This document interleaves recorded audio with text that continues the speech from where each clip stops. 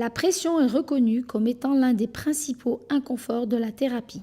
Or, pendant la phase d'endormissement, tant que le patient ne dort pas, il ne risque pas de faire des événements respiratoires. Il est donc inutile de lui délivrer une pression thérapeutique trop élevée.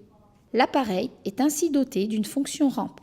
Cette fonction vous permet de réduire la pression d'air lorsque vous essayez de vous endormir, puis de l'augmenter petit à petit jusqu'au niveau qui vous a été prescrit. Vous pouvez ainsi vous endormir plus facilement.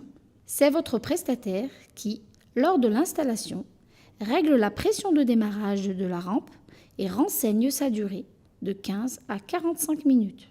L'appareil de traitement propose un mode Smart Ramp qui maintient une pression faible et constante le temps de la durée de la rampe.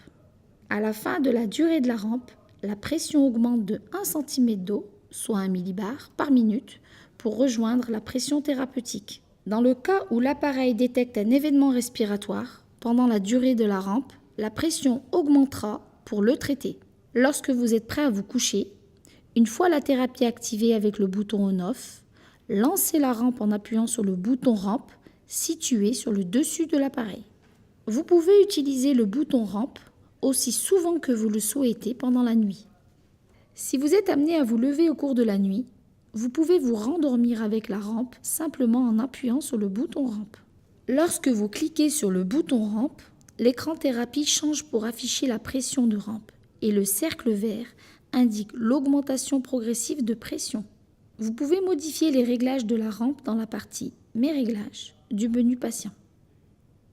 Si le mode Smart Ramp n'est pas activé, une fonction de rampe standard fonctionne par défaut.